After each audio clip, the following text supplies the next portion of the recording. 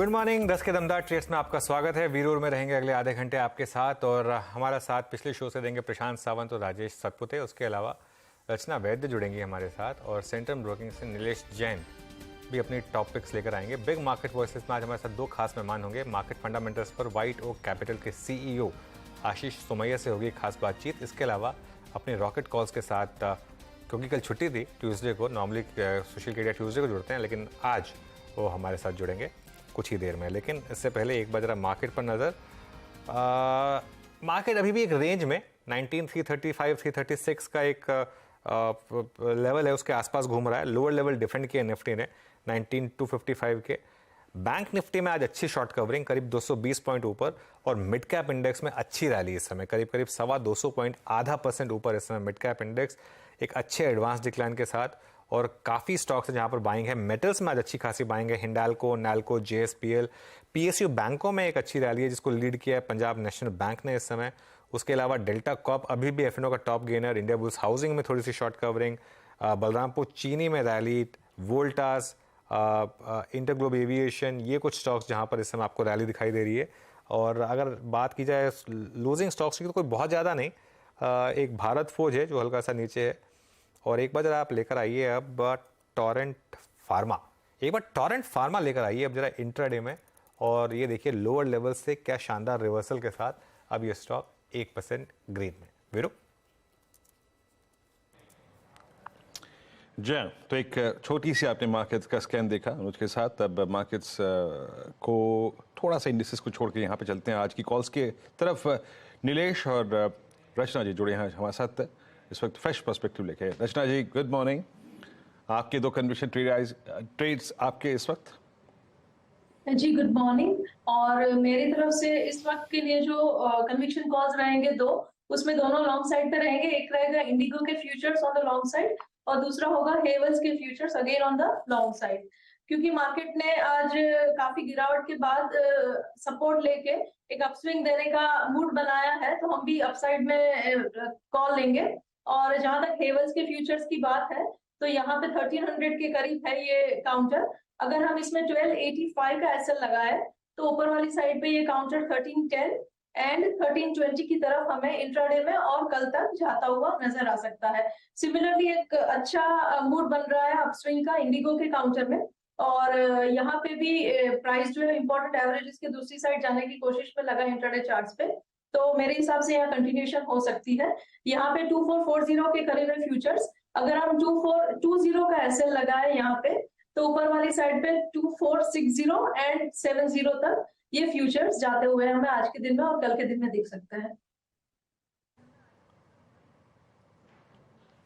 Okay, दो trades आपके screen पे आए। इंटरग्लोब एविएशन उसमें शामिल है, इट्स 2437, और स्क्रीन पे जो प्राइस है और बाय है यहाँ पर। तो एक क्रूड के हल्के से रिट्रेसमेंट का जो बाजार थोड़ा सा, अगर आप जो स्विंग लेने की कोशिश कर रहा है, उसका बेनिफिट विन स्टॉक्स के जरिए है। कुछ देर पहले मेरे स्क्रीन पे मेरे ख्याल से बर्जर पेंट्स अपीयर हुआ था, और वो बर्जर जरा प्लीज दिखाइए एक बार। मैं बस चेक दे रहा हूँ, कोई ट्रेड नहीं। इट्स 573, और पहले अपीयर हुआ था, स्टेबल है।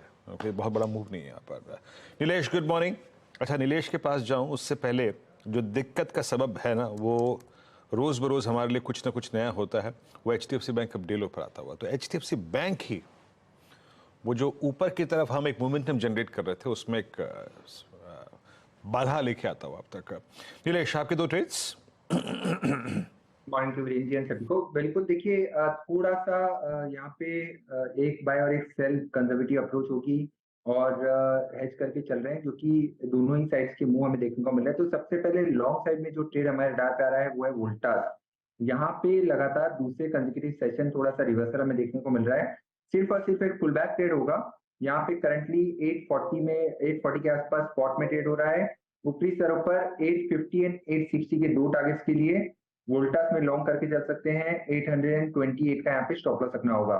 वहीं जो शॉर्ट साइड में ट्रेड आ रहा है वो है आईटी स्पेस में से इन्फोसिस। इस पर्टिकुलर काउंटर में एक गैप डाउन ओपनिंग हुई है, और ऊपरी स्तरों से लगातार एक lower top and lower bottom formation बनता हुआ नजर आ रहा है। तो ये वीकनेस है और एक्सटेंड हो सकती है। 1375 तक के लोअर साइड में टारगेट देखने को मिल सकते हैं। 1405 का यहाँ पे स्टॉप लॉस रखना होगा। ओके, इन्फोसिस। चलिए अब प्रशांत जी, आपकी दो ट्रेड्स। जी अनुज जी, जो दो स्टॉक्स मेरे रडार पे हैं दोनों ही सपोर्ट पे आए। तो फर्स्ट होगा ट्रेंड, यहाँ पे मेरा स्टॉप लॉस होगा स्पॉट 1975 1975, और जो टारगेट में देख रहा हूँ वो करीबन 2050 से लेकर 2060 तक का देख रहा हूँ। नेक्स्ट पिक मेरा होगा ओब्रॉय रियलिटी, यहाँ पे मेरा स्टॉप लॉस होगा 1078 107 है, और यहाँ पे मैं करीबन 1130-35 तक की एक स्विंग एक्सपेक्ट कर रहा हूँ। तो दोनों ही स्टॉक सपोर्ट पे आए, तो यहाँ पे बाय की रिकमेंडेशन होगा। ओके, देखिए हायर लेवल पर थोड़ा नर्वसनेस वापस आ रही है मार्केट में, एक बार 19340 तक जाने के बाद अब हम फिर 19310 पर, और अब इस डिप में 19255 का बचना बहुत ज़रूरी है, वरना दिक्कत होगी, तो ध्यान रखते हैं थोड़ा सा। चलिए राजेश जी, आपकी ट्रेड्स। अनुज जी देखिए, एक बाय और एक सेल के साथ जाएंगे, थोड़ा लाइट रह के ही काम करेंगे आज। सेल करेंगे भारत फोर्ज, देखिए इसका स्ट्रक्चर वीक है और ये अपने 50 डीएमए के नीचे फिसल चुका है, तो यहाँ पे सेल करेंगे विद स्टॉप लॉस ऑफ 1065 और जो टारगेट है वो रहेगा 1000 का। बाय साइड का ट्रेड होगा कमिंस इंडिया में। आप कमिंस का स्ट्रक्चर देखिए, मुझे लगता है जिस तरह से पैटर्न पैन आउट हो रहा है, यहाँ पे इसका टारगेट बनेगा 1750 से लेके 1770। सो कमिंस बाय करेंगे अबाउ 1700, स्टॉप लॉस रहेगा 1680 का।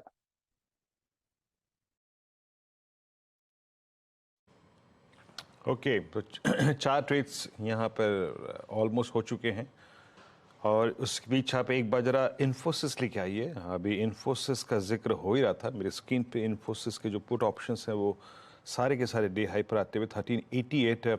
ये इन्फोसिस का ब्रेकडाउन अनुज, हमने आज मिड कैप आईटी पे तो बात की थी, और हमने खासा डेडिकेटेड जो फोकस था हमारा मिड कैप आईटी पे था, लेकिन ये इन्फोसिस क्या करने की कोशिश कर रहा है 200 EMA के नीचे, और ये इस दौर की सबसे लोवेस्ट ट्रैजेक्टरी पोस्ट अर्निंग्स, अब मतलब अगस्त 2023 के बाद सबसे लोवेस्ट लेवल पे।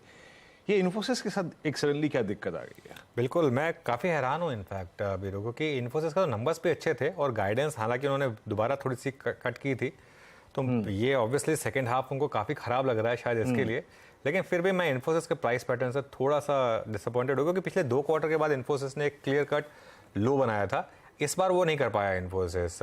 लेकिन ठीक है, अभी पूरी तरीके से कोलैप्स हुआ नहीं है ये स्टॉक, पिछले क्वार्टर का जो लो था वो अभी भी बचा हुआ है, लेकिन हाँ पिछले 3-4 दिन का प्राइस पैटर्न इन्फोसिस का काफ़ी ख़राब है। मिड कैप आईटी ठीक है, लेकिन इन्फोसिस में दिक्कत है।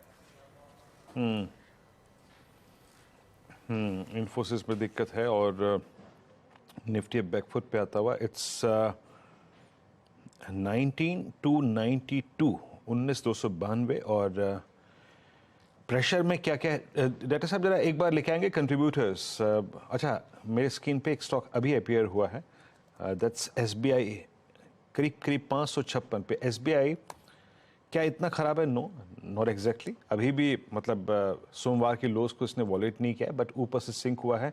आईसीआईसीआई बैंक को एक बार चेक करते हैं। आईसीआईसीआई बैंक भी मेरे स्क्रीन पे डे लो की ट्रेजेक्ट्री में आके ट्रेड करता हुआ। आईसीआईसीआई बैंक रखिएगा, और करीब 927 पे। रचना जी, आईसीआईसीआई बैंक पे आपका टेक क्या है? आईसीआईसीआई बैंक का ये प्राइस वाकई इस वक्त डिस्कस करने लायक है। ये एग्जैक्टली 972 रुपये 30 पैसे का 200 डे एक्सपोनेंशियल मूविंग एवरेज है। आपका एसबीआई पहले ही वो तोड़ चुका है लेवल, और 4 अक्टूबर को इसका लो एग्जैक्टली सिमिलर था 200 डे एक्सपोनेंशियल मूविंग एवरेज। अगर ये इस बार स्क्रीन से उड़ता है या फिर ब्रेक होता है तो क्या पॉसिबल है नीचे की तरफ? जी, आईसीआईसीआई की जहां तक बात है, यहाँ पे शॉर्ट टर्म में एक सपोर्ट है जो 910 के करीब आ रहा है, तो 910 के आसपास एक short term swing on the upside बन सकता है जब वो वहां पे पहुंचेगा तब। लेकिन अगर लॉन्गर टाइम फ्रेम की बात करें तो ICICI is also looking quite bad, और हायर टाइम फ्रेम चार्ट पे वीकनेस ये दिखा रही है कि यहाँ से ये काफी फर्दर लोअर जा सकता है। तो अगर कोई लॉन्ग टर्म से यहाँ पे ऐड करना चाहता है पोर्टफोलियो वगैरह में, तो उनको बेटर लेवल्स का इंतजार करना चाहिए। शॉर्ट टर्म ट्रेडिंग के हिसाब से यहाँ से 910 पे एक सपोर्ट आएगा, तो वहां से एक अपस्विंग की उम्मीद है। चलिए अब एक काम करते हैं, टेक्निकल से थोड़ा मूव आउट करते हैं, और अब बिग मार्केट वॉइसेस में हमारे साथ देश के सबसे बड़े मनी मैनेजर्स में से एक व्हाइट ओक कैपिटल के सीईओ आशीष सोमैया जुड़े हैं। आशीष सोमैया के पास इन्वेस्टिंग की दुनिया में 2 दशक से ज़्यादा का अनुभव है। एसेट मैनेजमेंट इंडस्ट्री के बड़े नामों में शामिल हैं आशीष सोमैया, और व्हाइट ओक से पहले मोतीलाल ओसवाल एएमसी के भी सीईओ रह चुके हैं, और आईसीआईसीआई प्रूडेंशियल एएमसी को भी लीड कर चुके हैं। इनके नेतृत्व में मोतीलाल ओसवाल एएमसी के पोर्टफोलियो में शानदार ग्रोथ रही थी। Ashish ji, good morning.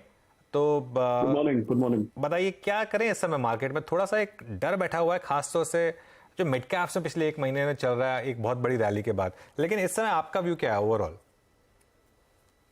अनूप जी, एक्चुअली मैं कोई अगर समझे करेक्शन है या स्मॉल एंड मिड कैप में थोड़ा सा अगर डर या दुविधा है तो फ्रैंकली मैं उससे दुखी नहीं होऊंगा, क्योंकि मुझे ऐसा लग रहा है कि थोड़े समय से जो भी बाहर के, अगर आप ग्लोबल मार्केट को देखें या मैक्रो इकोनॉमिक्स को देखें, तो काफी सारे जो बाहर के हिकअप्स है या बाहर की जो अड़चने हैं उसको मार्केट एक तरीके से आप देखें तो इग्नोर करते हुए चला जा रहा था। तो जैसे अगर हम देखें, पहले अगर हमारे कॉन्वर्सेशंस देखें तो हमने जैसे यूएस में ब्याज दर बढ़ रहे हैं, यूएस की आर्थिक व्यवस्था में जो वहाँ पे फेड एक तरीके से स्लो डाउन इंजीनियर करने की या हार्ड लैंडिंग सॉफ्ट लैंडिंग अलग है, किसी भी तरीके की लैंडिंग इंजीनियर करने की जो कोशिश हो रही है उसको मार्केट इग्नोर करता चला जा रहा है। और खासकर हमारे यहाँ पे अगर आप देखें तो पिछले 6 महीने में small mid cap micro cap को लेकर के बहुत भारी तेजी थी। और अगर यूएस में इंटरेस्ट रेट इस कदर बढ़ रहा है और उससे ऑब्वियसली हमारे करेंसी और इंटरेस्ट रेट्स पे भी अगर प्रेशर पड़ने वाला है तो उसको हम कब तक इग्नोर कर सकते हैं, ये एक सोचने वाली बात है। तो मुझे ऐसा लग रहा है कि एक तरीके से करेक्शन, बहुत कोई ज्यादा करेक्शन नहीं हुआ है लेकिन ओवर ड्यू था, ऐसे मैं कहूँगा। एक इंटरेस्टिंग चीज मुझे आपसे पूछनी है आशीष जी कि बैंकों के इतने अच्छे नंबर्स के बावजूद, फॉर एग्जांपल आईसीआईसीआई बैंक का मतलब नंबर्स ठीक ठाक डिलीवर कर रहा है लेकिन स्टॉक ने चलना बंद कर दिया है 3 क्वार्टर से।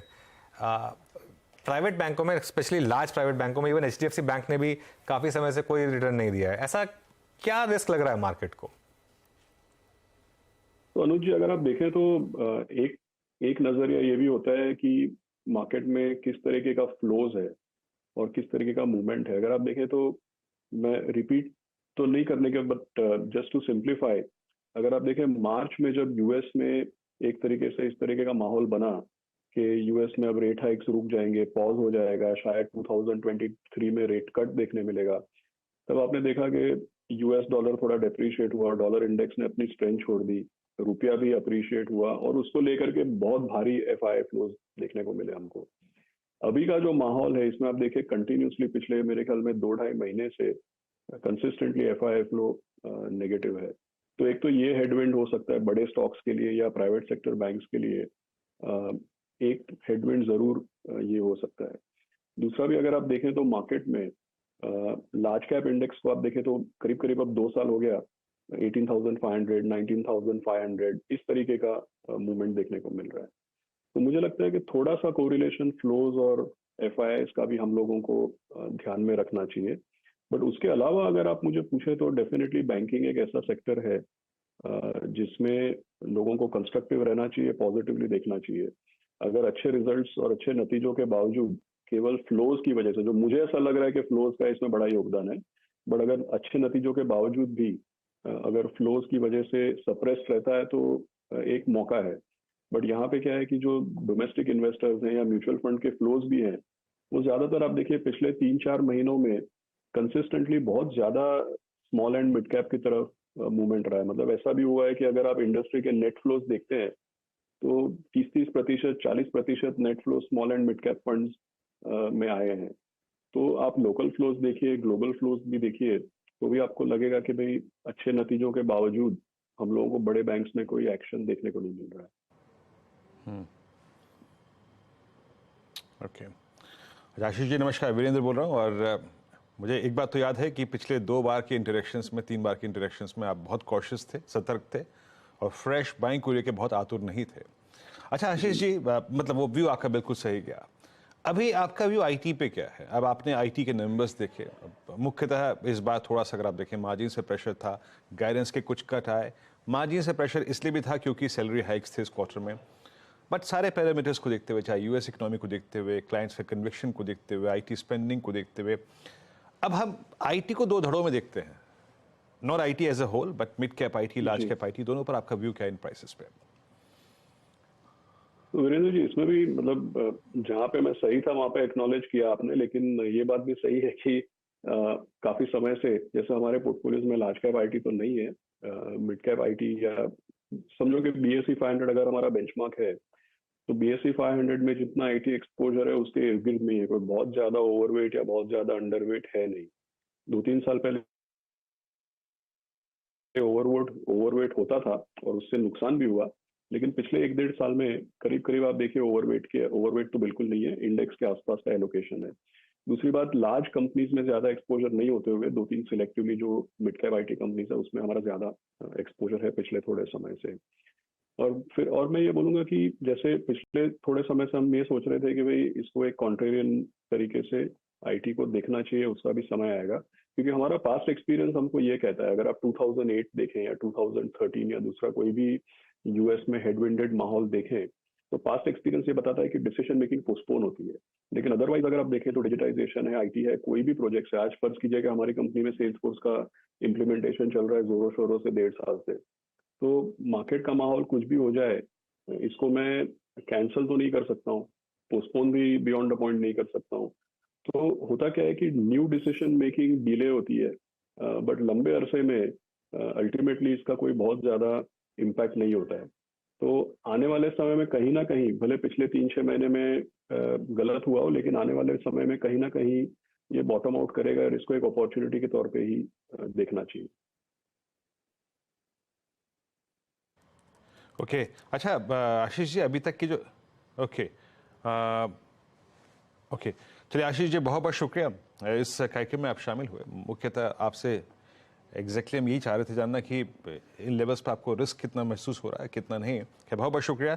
निकट भविष्य में जब ये गिरावट थोड़ी थमे या फिर ये अर्निंग सीजन जब एक बार फिर से पूरा खत्म हो जाएगा तो आपसे एक बार फिर से व्यू लेने की कोशिश करेंगे। बट मार्केट्स में थोड़ी सी रिकवरी है, एक बार फिर से एक बार हल्का सा देखिए आपकी स्क्रीन पे टीवीएस मोटर्स थोड़ा सा पुल बैक देकर डे हाई की ट्रैजेक्टरी में आने की कोशिश करता हुआ। अनुज, अभी एक छोटा सा ब्रेक लेते हैं। ब्रेक लेकर जब लौटेंगे तो केडियानॉमिक्स के फाउंडर सुशील केडिया से करेंगे खास बातचीत। Welcome back. अब हमारे साथ हैं केडियानॉमिक्स के फाउंडर सुशील केडिया। आज जानते हैं उनसे क्या इस समय की बिग बोल्ड कॉल्स हैं। Sushil ji good morning. सबसे पहले तो आपको दशहरे की बहुत बहुत शुभकामनाएं, और बताइए इस समय क्या बड़ा व्यू मार्केट पर। देखिए, दशहरे के उपलक्ष्य पे ना एक बड़ी काम की बात याद आती है। रावण जो है वो अपना स्टॉप लॉस नहीं लगा पाया, क्योंकि उसके अहंकार के कारण उसने पोजीशन इतनी बड़ी ले ली, सामने भगवान से भिड़ गया। तो जो रोज के ट्रेडर्स हैं स्टॉप लॉस नहीं लगा पाते हैं, रावण से सीखने की जरूरत है। जिसकी पोजीशन की साइज, उसकी हैसियत, उसकी क्षमता के अंदर होगी, वो बिल्कुल इमोशन लगाए बिना अपने स्टॉप लॉस को लगा लेगा। पर जिसका भी स्टॉप लॉस लग नहीं पाता है, उसको सिर्फ एक ही बीमारी है अहंकार की, कि उसने पोजीशन को बहुत बड़ा कर लिया। तो दशहरे पे सबसे ज्यादा पहले तो सबको बाजार में समझने की जरूरत है कि अपनी अपनी पोजीशन की साइज का कैलकुलेशन करेक्टली करें। और अब अगर हम आए बाजार पे, तो देखिए जिस तरह से बॉक्सिंग मैच हो गया था बिल्कुल मंडे को, ये 2:45 से लेके 3:15 के बीच में जैसे बिल्कुल ऑल आउट बॉक्सिंग मैच था। कोई भी बी ग्रुप का स्टॉक पकड़ के 5% नीचे, 7% नीचे कूट दिया। तो उस हाहाकार से आज थोड़ी सी रिबाउंड में एक रिलीफ है, पर इस रिलीफ के अंदर ही मैं बिल्कुल से डेयर डेविल हो जाऊं और एकदम से दबंग होके मार्केट का बॉटम कॉल कर दूं, ऐसा कॉन्फिडेंस न तो अभी यूएस मार्केट्स की चार्ट्स को इस वक्त देख के आ रहा है, न हमारी निफ्टी को देख के आ रहा है। थोड़े से असमंजस के साथ अगले 1-2 दिन बड़ी सावधानी से हमें गुजारने चाहिए। अगर आज रात को 4270 के ऊपर, 4370 के ऊपर अगर बंद हो जाता है ये S&P 500, तो 4270 सॉरी, तो फिर मैं कल से यहाँ पे भी हिम्मत करूं कि भाई हो सकता है बाजार का एक बार बॉटम हो गया, और जो आपने आज जो लेवल्स बताए 19,255 उसको स्टॉप लॉस बना के। पर अगर ऐसा नहीं होता तो हमारी एक्सपायरी तक कोई बड़ी बात नहीं है कि हम एक बार 19,000 का लेवल भी तोड़ दे, तो ये हो गई इंडेक्स की बात। पर अगर बड़ी कमाई लोगों ने पिछले 6 महीने में बी ग्रुप के स्टॉक्स में की है, तो वो और 5% की जगह रख के चलना चाहिए। पर घूम फिर के चाहे 18,800 दिखे या न दिखे, मुझे दिवाली या दिवाली के अगले सप्ताह तक वापस बाजार न्यू हाई पे इंडिया में, अमेरिका में, हर जगह नजर आता है। ओके चलिए, ये तो होगी बाजारों की बात। अब कुछ स्टॉक्स की बात कर लें फिर सुशील। टॉप ऑफ द रेडार क्या स्टॉक्स होंगे इस समय? तो देखिए, जैसे कि अब आपके मेरे बीच में कि है ना संस्कृति सी बन गई है कि कुछ हम हर बार नए रॉकेट कॉल को आइडेंटिफाई करने की कोशिश करते हैं। तो अगर मेरी स्क्रीन पर मैं ये चार्ट दिखा पा रहा हूँ, इंडिगो पेंट्स की ये जो वीकली चार्ट है, जैसे ये 1480 के ऊपर चल पड़ेगा, इसमें हमारे यहाँ 2000 का पहले बाई कॉल और फिर अल्टीमेटली 2500 का बाई कॉल आ जाएगा। इंडिगो पेंट्स के साथ साथ पेंट सेक्टर के जितने भी स्टॉक्स है, इवन एशियन पेंट्स मुझे लगता है निफ्टी के नए हाई पे एशियन पेंट्स डेफिनेटली एक नया हाई मारेगा। बर्जर पेंट्स में भी अच्छा खासा 20-25% का 30% तक का उछाल आना चाहिए, बट वो फिर भी मुझे लगता है कि लोअर टॉप ही बनाएगा। और कंसाई नेरोलैक जो बिल्कुल चल ही नहीं पाया है, उसके अंदर में भी हम 35 से 40% की मूव कंसाई नेरोलैक और इंडिगो पेंट्स में तकरीबन 40 से 50% तक की मूव देखते हैं।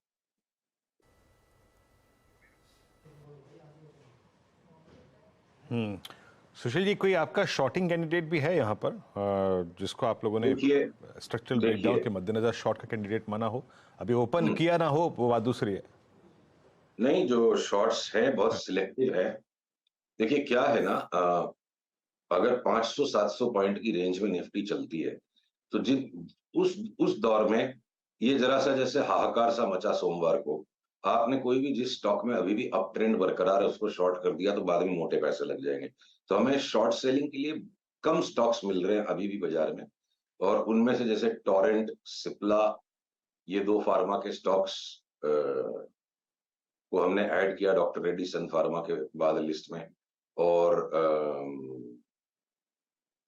आप भारती को भी देख सकते हो, अगर आज भी ये नरम रह जाता है तो भारती भी इस लिस्ट में ऐड हो जाएगा।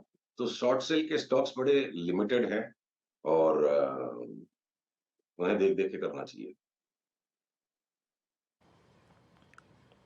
ओके, अच्छा, शॉर्ट सेल के विकल्प आपके पास अभी बहुत खुले नहीं है और बहुत ही चुनिंदा भी हैं। बैंकों में सुशील जी यहाँ पर 2-3 बैंक जो कि पिछले 1 महीने में काफ़ी दिक्कत में रहे, उसमें चाहे वो SBI हो, ICICI बैंक भी आज ऑलमोस्ट डे लो पर इस दौर की नई लो रेंज पर, HDFC बैंक एट 1509, इन तीनों स्टॉक्स पे आपका व्यू, दिग्गज 3 बैंकों पर? देखिए SBI एक बार के लिए फिलहाल ओवरसोल्ड है। जो SBI की चार्ट आपके सामने स्क्रीन पे खुली हुई है, एक रिबाउंड बाकी बाजार के साथ अगर पूरा मार्केट रिबाउंड कर गया तो इसमें भी एक बार के लिए 25-30 रुपए की रिबाउंड बनना कोई बड़ी बात नहीं है। पर इवेंचुअली हम काफी टाइम से आपसे कह रहे हैं कि SBI का ये जो टॉप यहाँ लग गया, हम इसको लेके बेचने का व्यापार कदाच 500 टूटने तक भी नहीं करेंगे। तो यहाँ से अगर ये रैली भी आएगी तो हम SBI को तो इग्नोर करेंगे। ICICI बैंक की भी जो चार्ट है ना, वो इस वक्त शॉर्ट टर्म में ओवरसोल्ड है। बाकी मार्केट के साथ एक रिबाउंड दे दिया इसने 960 तक, तो कोई बड़ी बात नहीं, थोड़ा और भी खींच देंगे। पर ये सारे लार्ज बैंक्स जो है ना, लॉन्ग टर्म में बड़ा डिस्ट्रीब्यूटिव पैटर्न बना चुके हैं। उस डिस्ट्रीब्यूशन के बीच हम जैसे देखिए ICICI बैंक में अगस्त सितंबर के बीच में थोड़ी सी रैली आ गई, तो वैसी रैली बन जाएगी। कुछ सस्टेन्ड बुल मार्केट ना SBI में दिखता है हमें, ना ICICI में दिखता है। वही जैसे हमने सारे PSU बैंक्स में भी एक बड़े डीप करेक्शन का कॉल किया था, तो वो भी वहीं बरकरार है। तीसरा आपने कौन सा बैंक पूछा था वीरो? HDFC बैंक, ICICI बैंक पे SBI भी आपने टिप्पणी कर दी, HDFC बैंक पे बात। HDFC बैंक अब इसकी चार्ट जो है, थोड़ा क्षमा कीजिएगा मेरे शब्द थोड़े कठोर होंगे।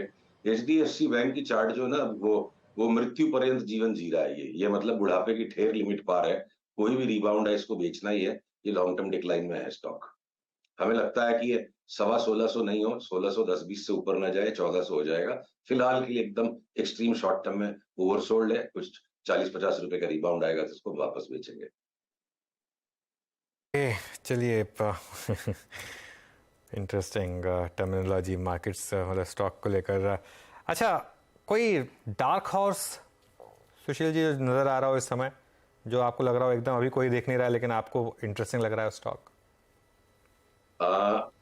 देखिए, डार्क हॉर्सेस में तो पेंट्स के स्टॉक्स है। अनुज, एक चीज मैं यहाँ कहना चाहूंगा, जब बहुत स्पष्ट सिग्नल हो ना, आज बुधवार का दिन है, आज मेरे पास स्पष्ट सिग्नल है, गोल्ड को शॉर्ट सेल करो, सिल्वर को शॉर्ट सेल करो और क्रूड ऑयल को भी शॉर्ट सेल करो। क्रूड ऑयल वापस मुझे 8 से 10% घटता लगता है।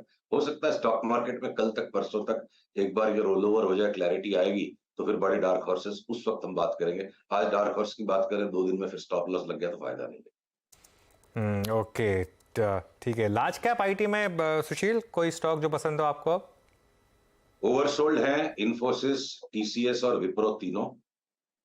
3-4% तक की एक रिबाउंड तो कम से कम इन्फोसिस TCS में भी बन सकती है, जो निफ्टी को वापस 19,900 तक ले जाने में उनका भी योगदान हो। विप्रो में हो सकता है 5 से 7% तक की ऊपर की उछाल हो। तो ये ओवरसोल्ड है और एक मैं अच्छा रिबाउंड इनमें देख रहा हूँ। सस्टेन्ड कोई अप ट्रेंड यहाँ से शुरू हो जाएगा, उसके पैटर्न्स अभी तक मुझे नहीं मिल पाए हैं।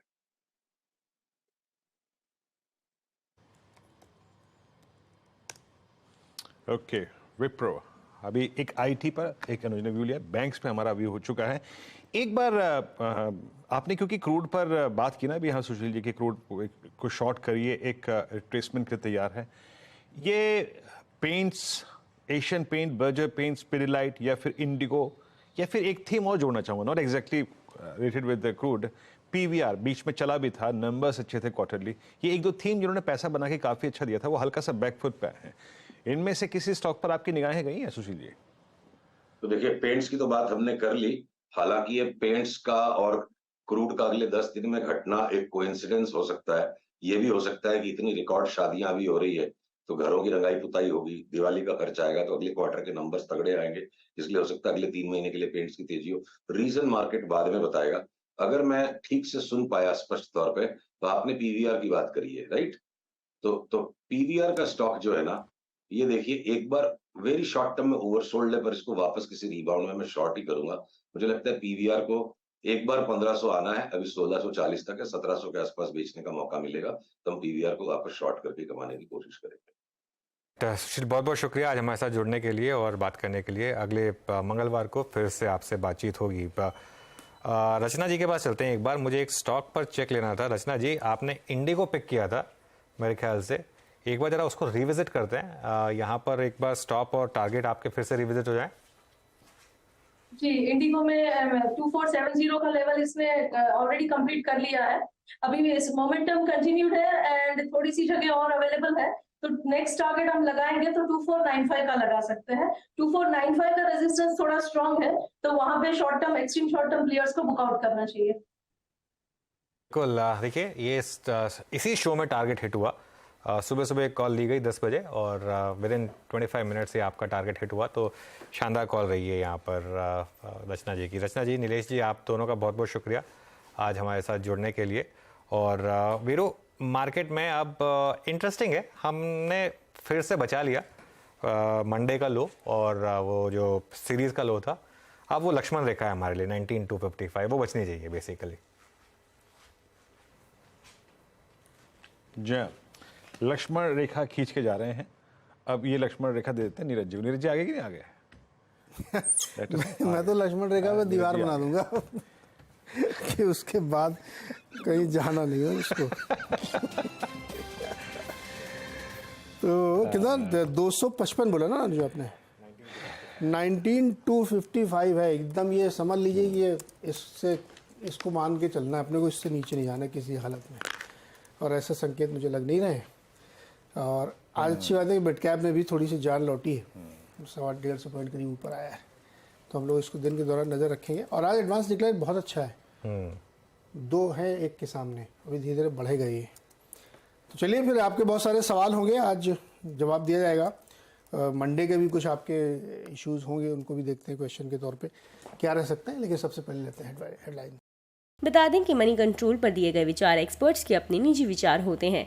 वेबसाइट या मैनेजमेंट इसके लिए उत्तरदायी नहीं है। यूजर्स को मनी कंट्रोल की सलाह है कि कोई भी निवेश निर्णय लेने से पहले सर्टिफाइड एक्सपर्ट की सलाह लें।